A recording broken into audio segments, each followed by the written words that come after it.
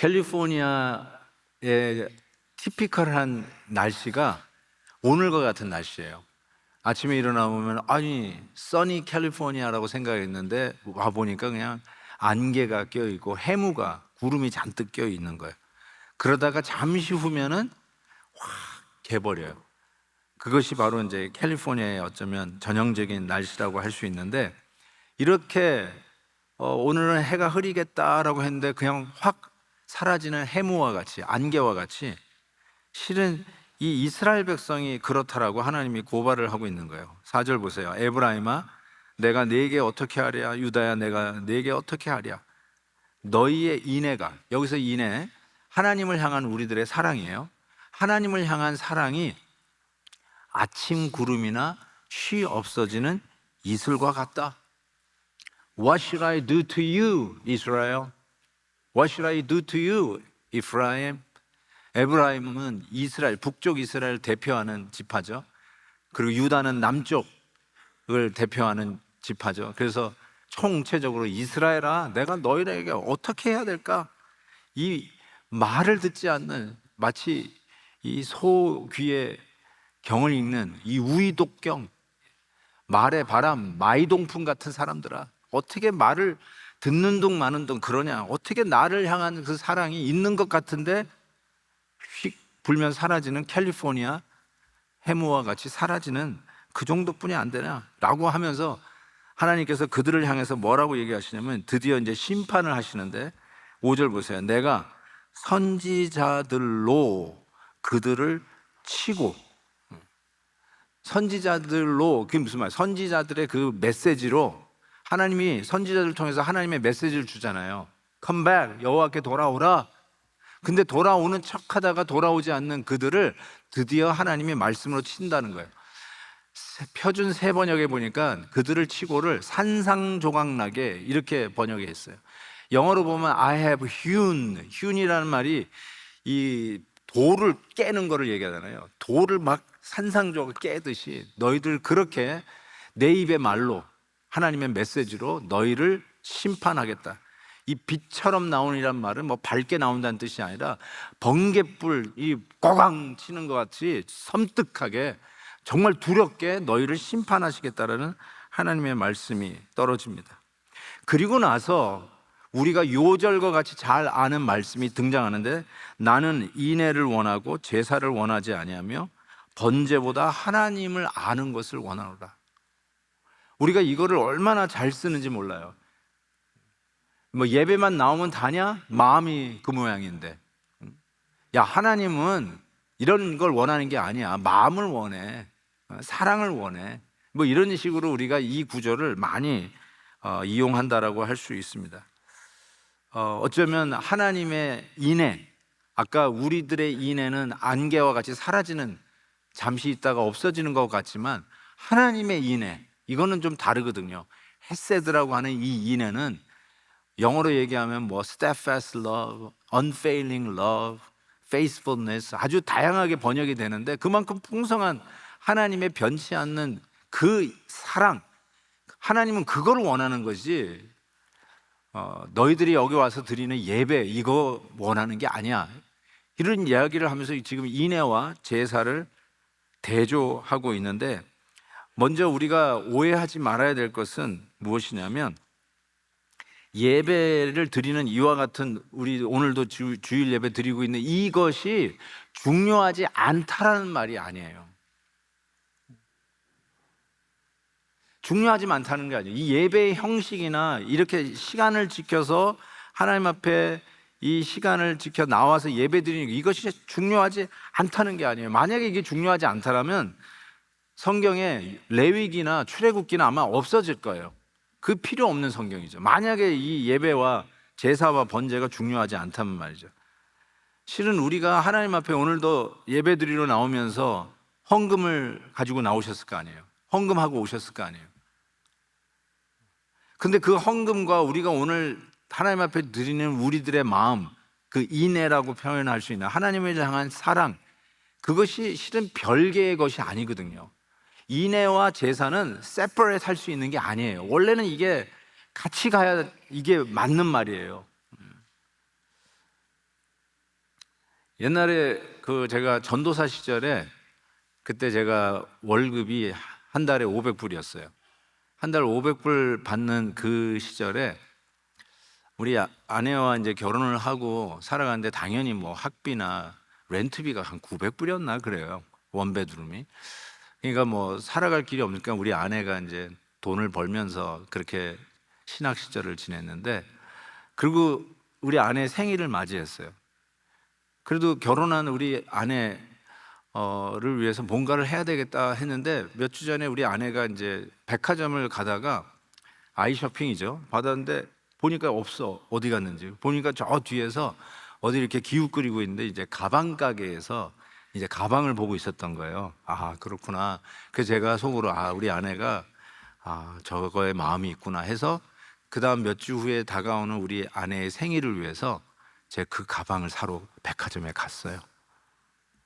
근데 저도 월급 반을 잘라가지고 렌트비 내는데 도움을 주고 그러는데, 남아있는 게 제가 한 200불 있잖아요. 제가 쓸 수 있는 돈이.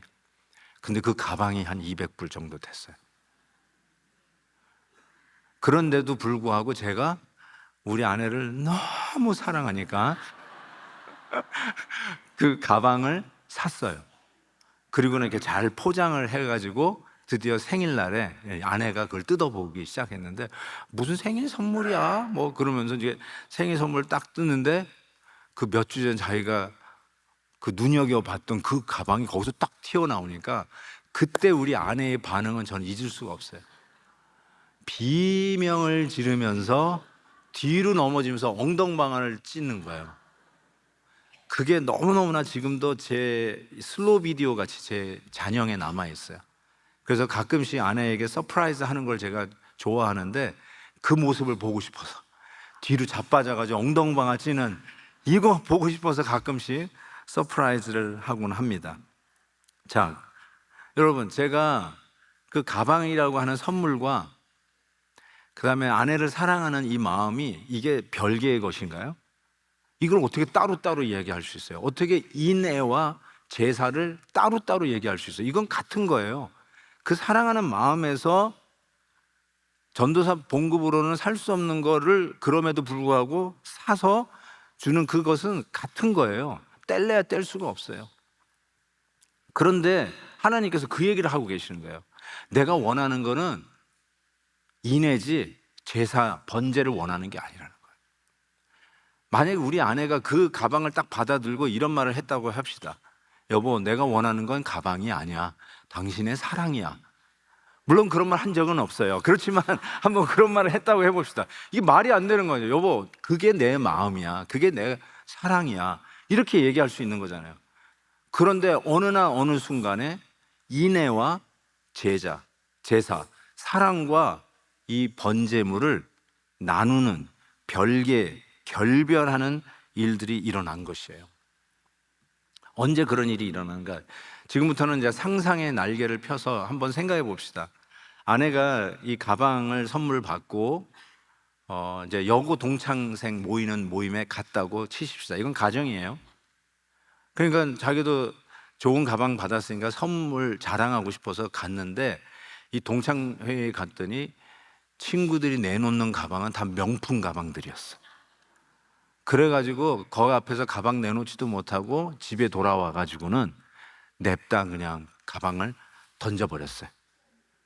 아니, 그런 게 아니라 내가 가정이라고 그랬잖아요. 가정.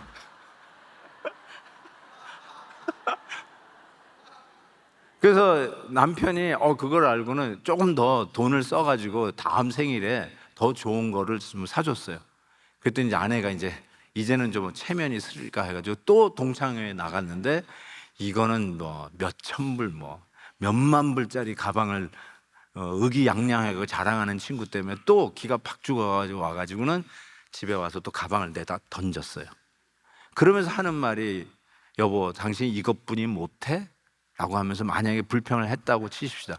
만약에 그렇다면 그게 그 순간부터 사랑하는 마음과 선물이 결별하기 시작하는 거예요. 하나님이 딱 그 얘기하고 있는 거예요. 당신의 당한 인애와 우리가 하나님 앞에 드리는 제물, 번제가 결별하기 시작하는 이런 희한한 현상들이 지금 당신의 백성에게 일어났다는 거예요. 옛날에는 하나님 앞에 드리는 그 마음, 내 이 재물이 내 마음 그대로 했어.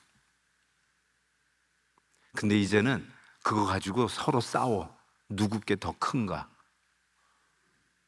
마음이 중요한 게 아니라 체면이 중요하고 쟤는 얼마나 하나? 이러고 가지고 만약에 서로 비교한다 그러면 하나님께서 야, 내가 원하는 게 그게 아니야. 나는 인애를 원해, 사랑을 원해. 지금 하나님께서 지금 그 얘기를 하는 것이죠. 약 10년 전에 기독교 목회자 협의회에서 한국의 7 메이저 시리에 19세 이상 1000명에게 무작위로 그들이 지금 하고 있는 종교 생활의 이유를 물어봤어요. 그래서 이 3대 종교가 왜 당신은 지금도 이 신앙생활을 하고 있냐냐. 그러니까 뭐 교회, 불교, 천주교 이게 메이저 뚜리 종교에 대해서 이렇게 설문을 조사했더니 이와 같은 결과가 나왔어요. 왜 당신은 지금 신앙생활 하느냐? 그랬더니 기독교인들은요, 마음의 평안을 위해서가 거의 40% 나왔어요.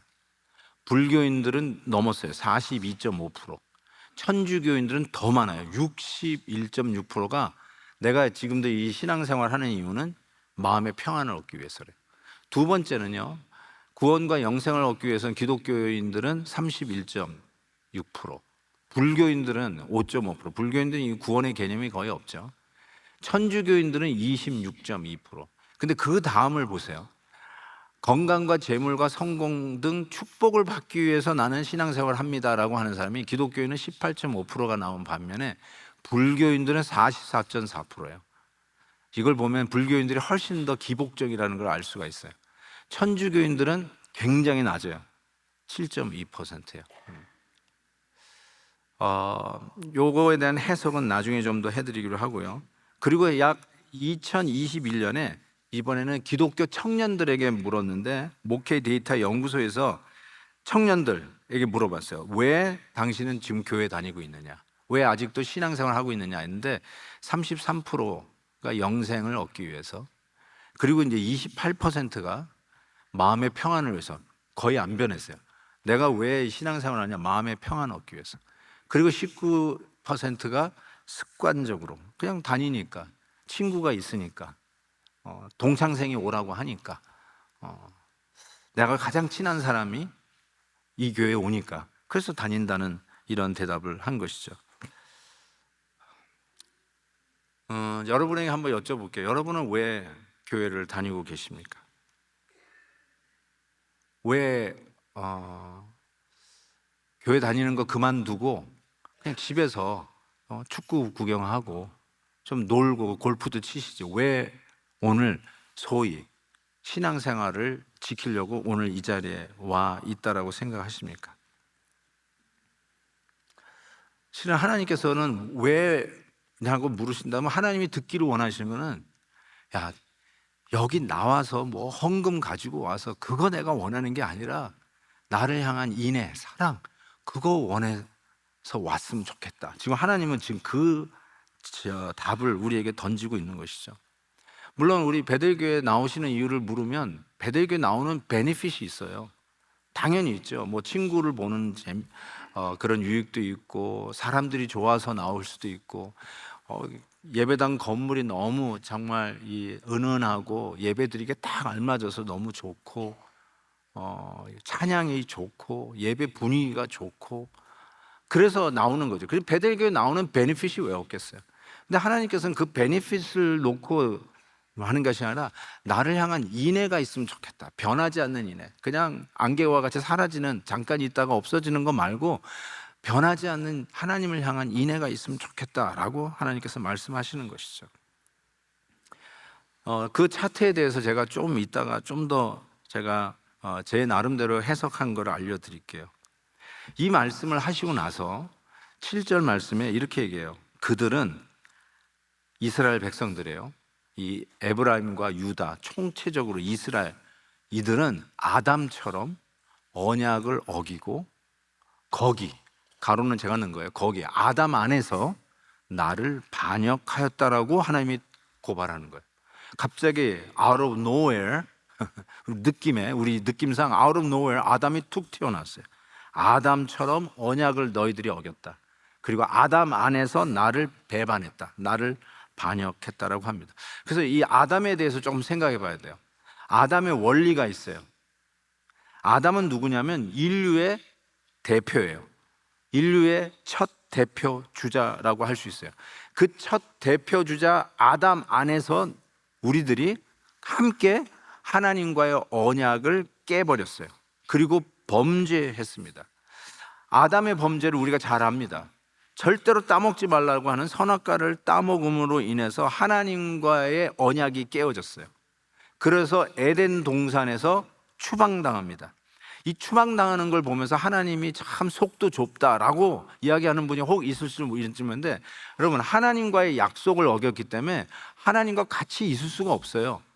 하나님은 원래 에덴 동산을 거닐며 아담과 하와와 산보를 다닐 수 있는 분이셨어요. 그래서 보면 하나님이 동산을 거닐 때 God walks in the garden. 가든에서 walking with Adam and Eve, 산보를 다니는 거, 마실을 다니시는 거예요. 그 말은 뭐냐면 아담과 하와와 하나님은 친하다는 거예요. 교제가 가능했고요. 아주 가까운 사이였다는 뜻이에요. 그런데 하나님의 말씀을 어겼기에 더 이상 하나님과 같이 있을 수가 없는 거죠. 그런 의미에서 에덴 동산에서의 추방이죠. 하나님과 불편한 관계가 되어버리고 만 것이죠. 즉, 그 아담이 그 언약을 깨버렸어요. 그 죄를 졌어요. 그 아담이 하나님과의 약속을 깬 그 캐릭터, 그 본질은 무엇이냐면 하나님의 명령을 어겼다 정도가 아니라 하나님을 자기의 경쟁의 대상으로 생각했어요. 뭐라고 하나님께서 아담에게 말을 했냐면 창세기 2장에 보면 여기 있는 모든 나무의 열매는 임의로 먹되 선악을 알게 하는 나무의 열매는 먹지 말라 그랬어요. 그리고 먹는 날에는 반드시 죽으리라. 이 언약을 깨면 반드시 죽는다고 경고하셨어요. 그런데 창세기 3장에 보면 사탄이 어떻게 이 뱀이 하와를 꼬시냐면 3장 보시면 뱀이 여자에게 이르되 너희가 결코 죽지 아니라. 거기서 거짓말을 했어요. 거짓말에 넘어가요. 안 죽어. 그리고 나서 뭐라고 얘기하냐면 이거를 먹으면 어떻게 되는 줄 아냐? 하나님과 같이 된다. 하나님이 너하고 라이벌이 되는 거 그거 걱정하고, 그러니까 그래서 먹지 말라고 한 거야. 네가 그건데 먹으면 하나님과 같이 된다. 그리고 하나님을 경쟁의 대상자로 갖다 붙인 것이죠. 바로 이것 때문에 8절 이후부터는 아담의 전철을 밟은 이스라엘이 완전히 함께 총체적으로 타락한 모습을 하나님이 고발을 하는데 8절에 이렇게 얘기해요. 이 지명들이 여러분이 이게 익숙하면은 금방 캐치가 될 텐데 제가 좀 지명에 대해서 설명을 해드릴게요. 어떻게 이 이스라엘이 총체적으로 타락했는가? 아담과 더불어 같이 이 범죄를 지었는가? 길르앗은 악을 행하는 자의 고울이다 이렇게 얘기했어요. 이 길르앗은 야곱이 삼촌 집에서, 외삼촌 집에서, 즉 자기 장인어른에서 이제 도망가다가 라반이 캐치업한 자리가 길르앗이에요. 그리고 이 길르앗이라고 하는 이 디스트릭트 안에, 소위 말해서 이 카운티 안에 마하나임이라고 하는 그 야복 나루터가 있었어요. 거기서 야곱이 혼자서 씨름하다가 하나님을 만나 항복하고 이스라엘이라고 하는 이름을 얻었던 데가 바로 길르앗이에요. 거기가 뭐가 되었다고요? 악을 행하는 자의 고울이 되었다라고 하는데, 이 악을 행한다는 이 표현이 이미 나왔었어요. 이 악을 행한다는 말이 제가 아웬이라고 그랬어요. 악을 행하는 아웬. 그런데 하나님께서 그랬잖아요. 길갈 너 가지 마. 이스라엘 백성, 길갈이 어떤 동네예요? 요단강을 넘어서 처음으로 예배를 드렸던 장소가 길갈이에요. 거기서 할례를 하면서 애굽의 치욕을 굴러내 보냈던 자리가 길갈인데 거기 가지 마. 그리고 나서 한 말이 벳 아웬도 가지 마라 그랬어요. 벳 아웬, 아웬이 악을 행한다는 거거든요. 벳이 집이에요. House of Evil. 이 악을 짓는 베델에 가지 마라 이렇게 얘기했어요. 그 베델에 가지 말래. 베델. 그 악을 행하는 것, 즉 하나님을 섬겼던 그 자리들이, 첫사랑의 자리들이 악으로 변했던 장소가 길르앗이라고 하나님이 고발하는 것이죠. 그리고 그것이 피 발자국이 됐다고 그랬어요. 자, 이것도 너무나도 기가 막힌 표현인데요. 실은 이 발자국, 피 발자국이, 발자국이라는 단어를 보시면, 이거는 이제 히브리어를 보면 아시는데, 야코프라는 말이에요. 어근이 발자국하고 야코프, 제이콥하고 같아요. 야곱하고 같아요. 그러니까 지금 무슨 얘기를 하면 전부 다 야곱 얘기하고 있어요. 야곱, 이스라엘을 대표하고 있는 이 야곱 이야기를 하면서 이스라엘이 총체적으로 지금 타락했다는 걸 얘기하고 있어요. 그 다음 9절에 가면 강도 떼가 사람을 기다린 같이 제사장의 무리가 세겜길에서 살인한다 그러고 있어요. 자, 이제 또 세겜이라는 또 동네 지명이 나왔는데, 세겜은 가장 흉측한 범죄가 일어난 동네로 아주 유명한 동네입니다. 세겜에서 야곱의 딸 디나가 강간을 당해요. 이 세겜 사람들에게. 이 일에 원한을 가졌던 야곱의 아들들 중에 이 시므온과 그 다음에 레위, 이 두 아들이 작전을 짜가지고 세겜 사람들을 전부 다 학살해서 죽여버립니다. 학살 사건이 일어나요. 우리 여동생을 강간했다고 가지고 학살 사건이, 그게 바로 세겜 땅이에요. 그런데 누가 거기에 이 일을 했다고요? 레위가 누구냐면 제사장이 되는 조상이에요. 제사장들은 다 레위 지파예요. 그래서 보세요. 강도 떼가 사람을 기다린 같이 제사장의 무리가 세겜길에서 살인하네. 이와 같이 이스라엘이 백성들뿐 아니라 심지어는 제사장들까지도 위아래 할 거 없이 총체적으로 아담과 더불어 아담 안에서 범죄하여 타락했다. 이거를 하나님이 지금 고발하고 있는 것이죠. 자, 그렇다면 다시 또 돌아가서 유다로 하여금 죄를 범하지 못하게 하시고 여호와께 돌아오라, 내가 너희를 좀처럼 사자처럼 귀찮게 하고 찢었으나 다시 싸매어 주실 것이다 라고 했잖아요. 어떻게 싸매어 주시겠다는 걸까요? 총체적으로 썩어 문드러져 있는 이 이스라엘을 하나님이 어떻게 회복시켜 주시겠다는 건가요? 아담 안에서 언약을 파괴하고 아담 안에서 범죄하여 타락한 이 백성을 하나님이 어떻게 회복시켜 주신다할까요? 저는 아담 안에서 그 언약을 파괴한 이스라엘 백성을 또 다른 아담 안에서 이 언약을 회복시켜 주시는 약속을 우리는 메시지를 받습니다. 사도 바울은요, 정확하게 이 단어 아담이라는 단어를 썼어요. 로마서 5장에 보면 이렇게 되죠. 한 사람으로 말미암아. 이때 한 사람은 문자적으로 아담 이렇게 읽으시면 돼요. 원어가 돼요. 근데 그게 뜻이 한 사람이라는 뜻이에요, 원래가. 근데 당연히 아담이죠. 아담으로 말미암아 죄가 세상에 들어오고 죄로 말미암아 사망이 들어왔느니 이와 같이 모든 사람이 아담 안에서, 이 한 사람 아담 안에서 다 죄를 짓고 사망에 이르게 되었던 것이죠. 근데 15절로 넘어갑시다.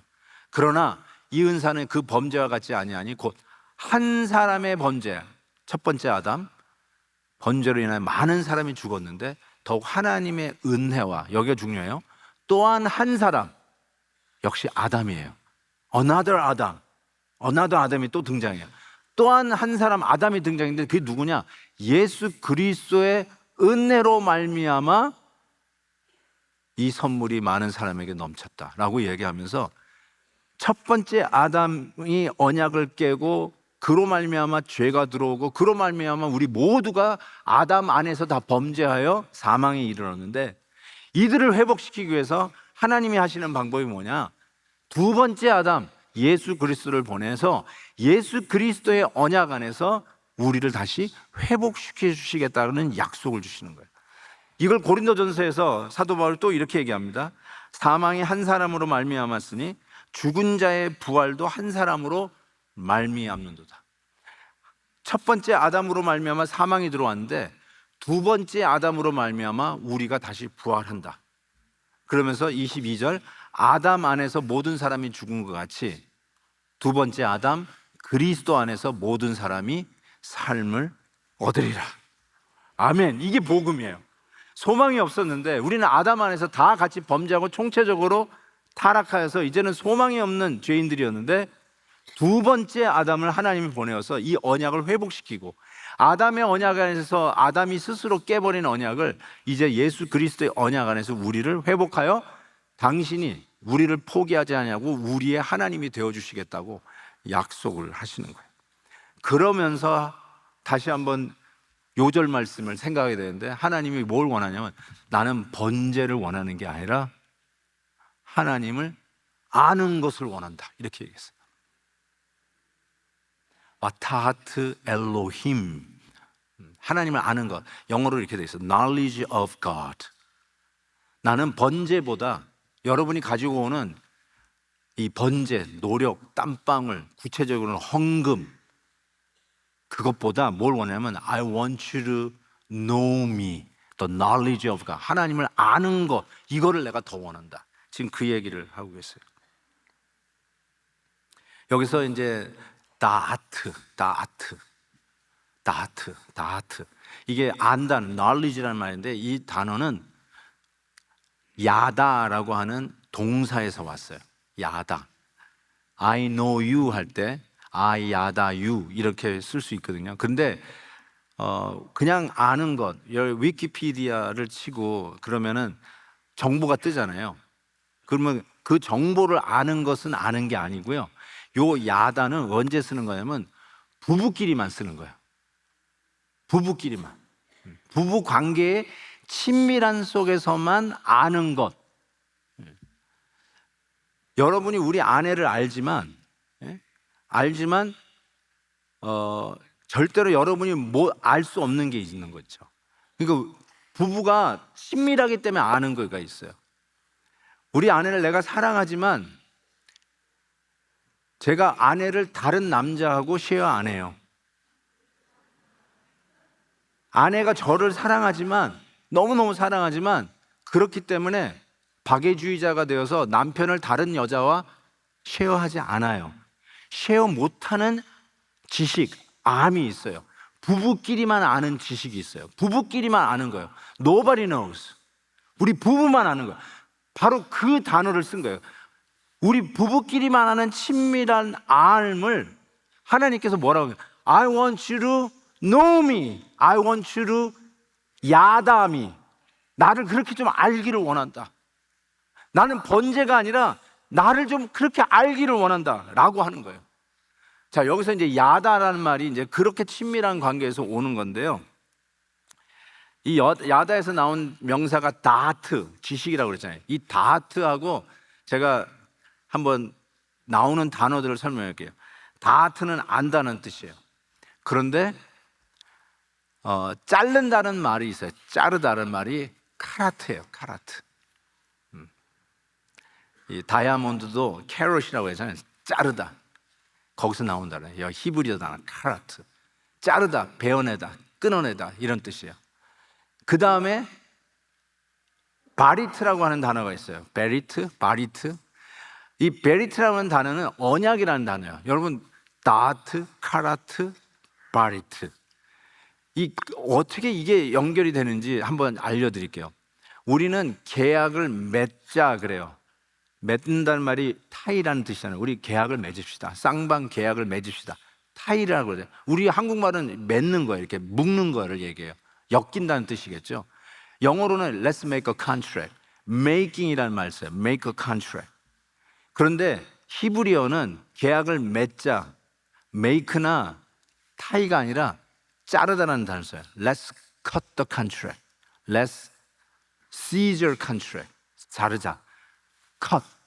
그런 단어를 써요. 거기서 뭐가 나왔다고요? 바리트, 언약이라 나왔어요. 자르는 데서 언약이 나왔어요. 그 잘라서 언약을 맺는 데서 뭐가 나오냐면 진정한 하나님을 아는 다트, 지식이 나온다.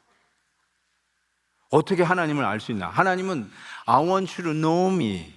근데 어떤 하나님이요?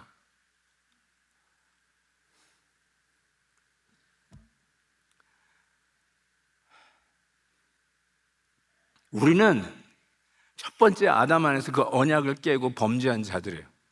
근데 하나님께서 이들을 어떻게 What should I do to? 우리를 어떻게 회복할까 해서 두 번째 아담을 보내세요.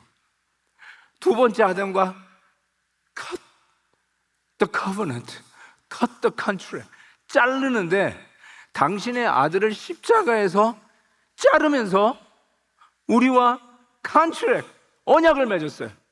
I'll never give up. 내가 너를 절대로 포기하지 않는다.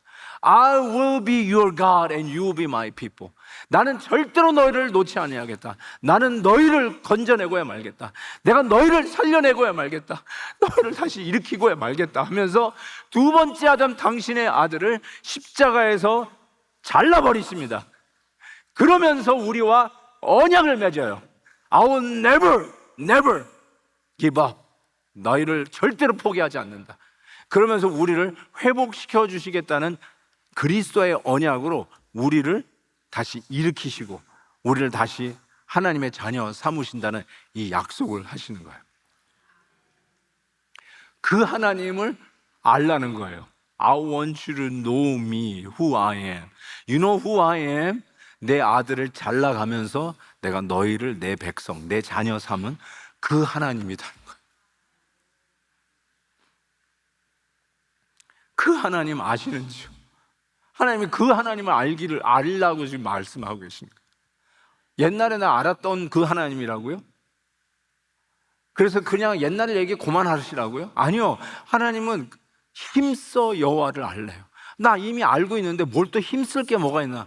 그만큼 오묘하고 깊고 넓은 이 복음의 격정적인 하나님의 헤세드, 인애, 사랑, 이걸 좀 알라는 거예요. 나 하나님을 좀 알라. I want you to know me. 그 얘기를 정말 정껏 목 터지라고 말씀하시는 것 같아요.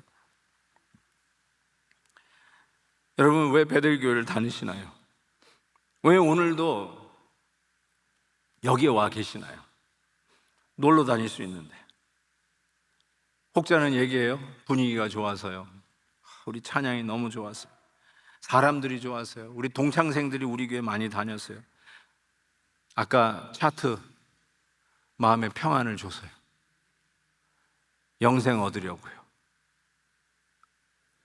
이 모든 이유들 내가 복 받으려고요. 건강하려고요. 이게 뭐냐면 전부 다 셀프 센터예요. 다 자기 중심이에요. 전부 다 교회 오면서 얻는 베니핏 때문에 온대요. 여기 가면은 베니핏이 있어. 베니핏. 모처럼 동창들 만나서 이 네트워크를 좀 해야 돼. 가면은 내가 보고 싶은 사람들 좀 있어. 그래서 오는 거야.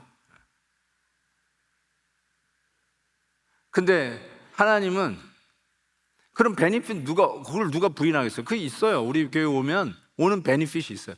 그럼에도 불구하고 그게 아니라 I want you to know me. 난 번제가 아니라 나를 좀 알아라. 이 인애를 알았으면 좋겠다.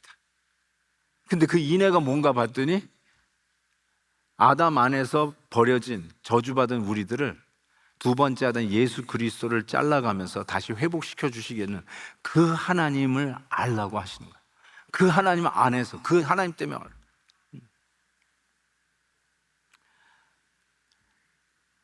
한 초등학생에게 물었어요. 야, 네 엄마 아빠는 왜 헤어지지도 않고 아직도 같이 사냐? 그랬더니 이 초등학생이 그랬어요. 대답을 하기를, 그러게 말이에요.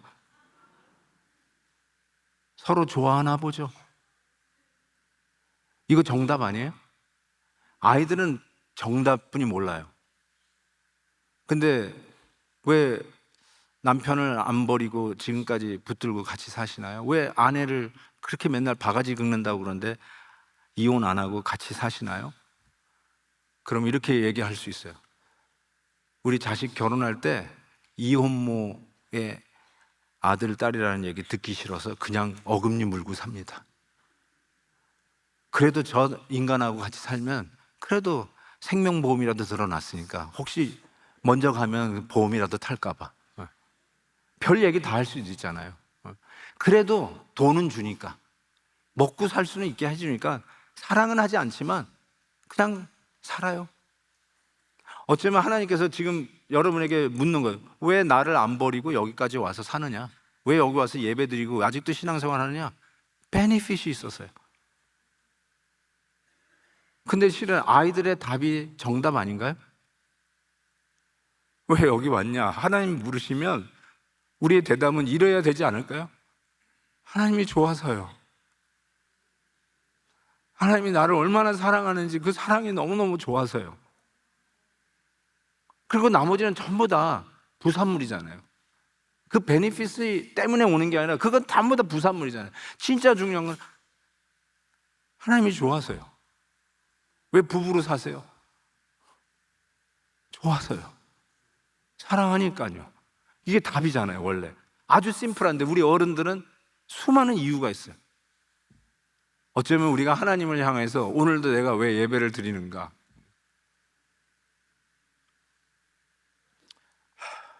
그냥 이만만 하면 안 되나요? 하나님이 좋아서요. 나를 얼마나 사랑하시는지, 당신을 아들을 십자가에서 갈라 다시 나랑 약속하시기까지 내가 너를 포기하지 않겠다는 그 사랑을 오늘도 우리에게 보여주신 그 하나님의 사랑이 너무나 감격스러워서, 그래서 저는 여기 나옵니다. 난 그래서 하나님을 섬깁니다. 10년, 20년 후에 하나님이 여러분에게 만약에 똑같은 질문을 하신다고, 너 여기 왜 또 왔냐? 조그만 이유가 있으면 나 교회 안 다녀. 또 기분 나쁜 일 있으면 나 교회 안 다녀. 뭐 이런 교회가 다 있어. 좀 귀찮게 하고 주차장에서 뭐 약간 신경 쓰이는 일 있으면 아유, 주차장 넓은 데로 갈 거야 이제. 하여튼 우리는 안 나올 이유만 생각하고 있는데, 그럼에도 불구하고 왜 여기 있느냐? 편한 주차장이 있는데, 뭐 저 마리너스 교회 주차장 많대요. 마리너스 교회도 그런데 왜 여기 와 있느냐? 그냥 우리의 대답은 심플. 하나님이 좋아서요. 나를 향한 그 하나님의 사랑이 좋았어요. 그래서 그 사랑이 어떠한 하나님인지 오늘도 더 힘써 알기를 원합니다. 아는 것 같은데 이런 거였어? 이미 초등학교 때 들었던 것 같은데, 나 세례 받을 때 이미 들었던 것 같은데 이렇게 풍성한 거였어? 하나님이 이럼에도 불구하고 나를 포기하지 않는 그런 사랑이었어. 이거를 하나님 앞에 나와 예배 드릴 때마다 막 물 붓듯이 부어주시는 그 사랑 때문에 그냥 감격해서 너 여기 왜 왔냐? 하나님이 좋아서요. Period. That's it. 그걸로 more than enough. 저와 여러분이 오늘도 우리 주님의 이 뜨거운 십자가의 사랑에 물 부음 받아서, 하나님 오늘도 제가 평생 주님을 이처럼 사랑하는 사람으로 살기를 원합니다. 저와 여러분의 고백이 되시길 바랍니다.